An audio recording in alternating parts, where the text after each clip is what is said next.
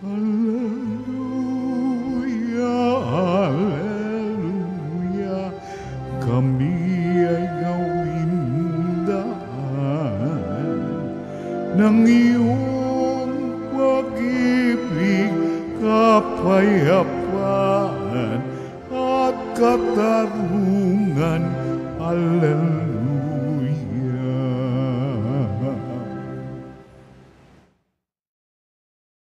Sumainyo ang Panginoon. At sumaiyo rin. Ang mabuting balita ng Panginoon ayon kay San Lucas. Papuri sa iyo, Panginoon. Noong panahong iyon, tumingin si Jesus sa mga alagad at kanyang sinabi, "Mapalad kayong mga dukha, sapagkat ang Diyos ang maghahari sa inyo. Mapalad kayong mga nagugutom ngayon, sapagkat kayo'y bubusugin. Mapalad kayong mga tumatangis ngayon, sapagkat kayo'y magagalak. Mapalad kayo kung dahil sa Anak ng Tao, kayo'y kinapupuotan, ipinagtatabuyan at inaalimura ng mga tao, at pati ang inyong pangalan ay kinasusuklaman. Magalak kayo at lumukso sa tuwa kung ito'y mangyari, sapagkat malaki ang inyong gantimpala sa langit. Gayon din ang ginawa ng kanilang mga ninuno sa mga propeta. Ngunit sa aba ninyong mayayaman ngayon, sapagkat nagtamasa na kayo ng kaginhawaan. Sa aba ninyong mga busog ngayon, sapagkat kayo'y magugutom. Sa aba ninyong nagsisitawa ngayon, sapagkat kayo magdadalamhati at magsisitangis. Sa aba ninyo, kung kayo'y pinupuri ng lahat ng tao, sapagkat gayon din ang ginawa ng kanilang mga ninuno sa mga bulaang propeta." Ang mabuting balita ng Panginoon. Pinupuri ka namin, Panginoong Hesukristo. Magandang umaga po sa inyong lahat. Ngayon po mga kapatid ay ating narinig ang tinatawag po na Sermon of Jesus dito po sa Ebanghelyo ni San Lucas. Ito po ay sa English tinatawag na Sermon on the Plain, sa patag.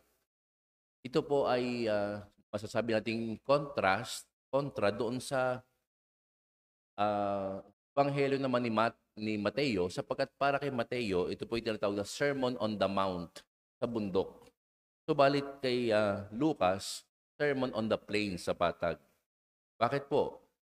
Sapagkat ito po ay dahil po sa indikasyon na pagkatapos po pumili ni Jesus ng 12 doon po sa bundok, ayon kay San Lucas, si Jesus ay bumaba kasama sila at siya ay tumayo doon sa patag na lugar at doon nga po niya winika itong mga tinatawag nating sermon sa Lucas chapter 6 verse 17.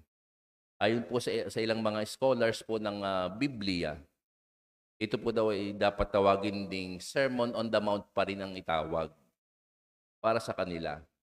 Katulad ng kay Mateo, sapagkat doon po daw sa Sinai, yung kanyang kalupaan ay talaga pong hindi patag. Katulad nga po ng kay Moises, hindi po ba't nung si Moises din po ay nanggaling po doon sa bundok, sa lumang tipan, pagbaba po niya, hindi rin patag ang level ng kalupaan. Subalit, para po sa practical po na kadahilanan, tinatawag ito na Sermon on the Plain. Ito pong ayon kay San Lucas. Mga kapatid, ito man po yung maging Sermon on the Mount or Sermon on the Plain, ang pinakamahalaga pa rin naman po ay ang nilalaman nitong sermon ng Panginoong Jesus. At ito nga po ay usually makikita po natin ito doon sa tinatawag na quelle source. Doon nagmula, doon hinango ang ilan sa ating mga turo sa Ebanghelyo, lalo na yung kay Lucas at kay Mateo tungkol po dito sa sermon. Ang kaibahan nga lamang po, doon po kay Mateo, 8 Beatitudes, 8.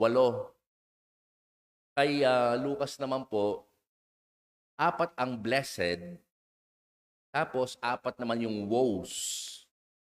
4 yung blessed, 4 ang woes. At narinig po natin ito ngayon kay Lucas. Mapapalad kayong mga dukha sapagkat ang Diyos ang maghahari sa inyo. Mapapalad kayong mga nagugutom ngayon sapagkat kayo mabubusugin. Mapapalad kayong tumatangis. Mapapalad kayo kung dahil sa anak ng tao kayo kinapupuotan. Yun ang 4 na blessed. Tapos dito kay Lucas may 4 naman na woes, yung aba. Kawing palad kayo naman sa aba ninyong mga mayayaman, sa aba ninyong mga busog, sa abang ninyo nagsisitawa ngayon, sa abang ninyo kung kayo pinupuri ng lahat ng tao. Pero kung ating babalansehin naman, 4 na blessed, mapapalad, 4 na aba, 4 plus 4, 8 pa rin. 8. Mapalad pa rin. 8 pa rin po yung bilang. Mga kapatid, dun po sa Ebanghelyo ayon kay San Lucas, ang ating pong nasaksihan po doon ay una, yung 4 na mapapalad. Kung ating titingnan, parang contrast nga po. Paano ako magiging mapalad? Kung ako isang dukha, doon ka nagiging mapalad, hindi dahil lamang sa pagiging dukha mismo, kundi kaya ka nagiging mapalad sapagkat ang Diyos ang maghahari sa iyo. Kapag walang-wala na po tayo mga kapatid, kanino ba tayo tumatakbo? Hindi po ba sa Panginoon? Yung walang-wala ka ng matakbuhan, alam mong bagsak ka na. Ang iba'y tumatakbo sa simbahan, nagdarasal sa Quiapo, nagpupunta dito sa Kamba, simbahan ninyo, Nuestra Señora de la Soledad, may hiling ng awa ng Diyos. Doon tayo nagiging mapalad. Pag walang-wala ka na, ang Diyos na ang iyong tatakbuhan, hihingi ka ng kanyang awa. Kaya tayo nagiging mapalad. Paano naman magiging mapalad ang isang nagugutom, mga kapatid? Siguro kayo mga kapatid, nung kayo mga elementary pa, ako po nung elementary pa po ako, naranasan ko rin po na magutom. Bakit po? Pagkat tinitipid ko yung 10 piso nung panahong iyon. 10 piso. Sa iba sa inyo siguro, iba rin, iba-iba. Kasi nung panahong una pa rin, 1 sentimo, maraming mabibili. Di tulad po ngayon, 10 piso, kapag pinambaon mo sa mga bata, baka magalit. Sapagkat walang mabibili na pagkain. Hindi sasapat. Nung panahon po, nung ako elementary, yung 10 piso, titipirin ko. Sapagkat 3 piso ang tinapay, meron pang, siyempre, bibili ka pa ng palamig. 2 piso, 5 piso na yon. Paano kung mayroong biglang kontribusyon sa school? Wala nang matitira. Bakit naging mapalad ang nagugutom? Sapagkat mga kapatid, nung nagugutom tayo, nung ako'y nagugutom, doon ko na-appreciate yung merong kinakain. Doon ako naging mapagpasalamat, Lord. Salamat kapag may pagkain. Doon ko mas na-appreciate yung meron ako. Kaya mga kapatid, kung ano ang meron kayo, pagpasalamat ninyo. Doon tayo tunay na magiging mapalad. Paano naman yung mapalad kapag ikaw ay tumatangis? Sapagkat kayo'y magagalak. Tumatangis. Paano ka magiging mapalad? Tumatangis ka nga. Mga kapatid, tuwing ako po'y nagmimisa po sa mga yumao, sa mga patay, talagang ang sa unang tingin, mahirap sabihin sa pamilya na ang yumao po ay mapalad. Pagkat siya po ay kasama na ng Panginoon, hindi pwedeng basta-basta sabihin iyon. Subalit, Ano yung consolation? Sa inyo pong pagtangis, mga kapatid, ang kamatayan ay nagpapaalala sa atin na hindi ito ang wakas ng buhay ng tao. Ang kamatayan sa lupa, ito'y proseso patungo sa ating tunay na tahanan. At doon sa pagtangis na iyon, doon nagkakaroon ng kagalakan. Bakit? Alam natin na meron tayong buhay na walang hanggan, kabilang buhay, hindi matatapos sa lupang ito.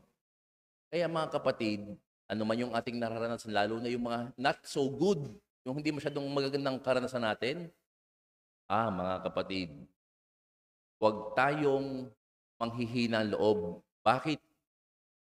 Because we know that there is something more in life beyond what we experience here.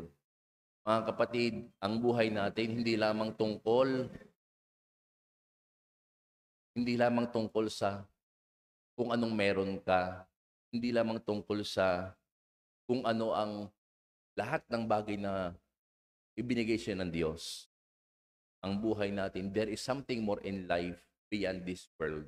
At yun ang ating paghahandaan nga. Yun ang magbibigay ng tunay na ligaya. At sino ba ang tunay na ligaya, mga kapatid? Walang iba kundi si Lord, ang ating Panginoon. Mga kapatid, mapalad ka kapag kinapopootan ka. Papaano? Kinakapootan ka ng iba. Ang iba sa inyo, naranasang inismis na, siniraan na lang iba. Subalit mga kapatid, ano bang mas mahalaga? Ang mahalaga, alam mo sa sarili mo kung ano yung totoo.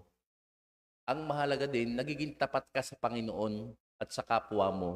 Kapag alam mong wala kang tinatapakang ibang tao, tunay ang masasabi mong ikaw ay mapalad dahil ikaw ay anak ng Diyos, anak ng tao. Malulungkot ka, mangangamba ka kapag alam mo may tinatago ka, may sinisira ka, pero pag alam mong ginagawa mo ang tungkulin mo ng maayos para sa ikabubuti ng iba, para sa lahat, para sa kaluwalhatian ng Diyos, huwag kang matakot kahit ikaw ay pagtsismis. Amen? Gagawin ang tama sapagkat ito yung tama. Hindi tayo susunod sa mali sapagkat yun ang uso. Uso naman ngayon. Susunod na rin ako. Di po. Tayo po'y maninindigan kung anong itinuro sa atin ng Panginoon. Doon ang tunay ng sukatan ng pagiging mapalad. At bakit tayo mapalad, mga kapatid? Ultimately, mapalad tayo sapagkat tayo anak ng Diyos. Dahil tayo anak ng Diyos, hindi tayo itinuring na iba. Sa banal na Eucharistia, mga kapatid, tunay na mararamdaman natin ang pagiging mapalad sapagkat ang ating Panginoong Hesus ay tatanggapin natin sa kanyang katawan at dugo. Walang ibang pagiging mapalad at walang ibang biyaya ang ating tatamuhin katulad ng biyayang tanggapin si Jesus. Kapag tinanggap mo si Jesus sa banal na sakramento, masasabi mong tunay na ako'y mapalad. Tatanggapin ko si Jesus. Mamaya pag tinanggap mo ang katawan ni Kristo, tanggapin mo ito, namnamin mo at sabihin mong, Panginoon, tunay nga na ako'y mapalad. Dahil ako'y mapalad, naway maging biyaya ako sa iba, magbahagi ng pagiging mapalad. Amen.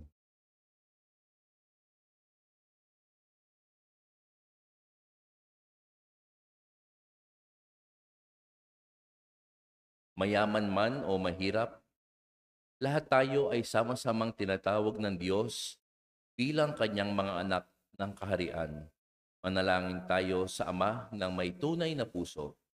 Sa bawat kahilingan ng ating sasabihin, Diyos ng pagpapala, lingapin mo kami. Ating ulitin. Diyos ng pagpapala, lingapin mo kami.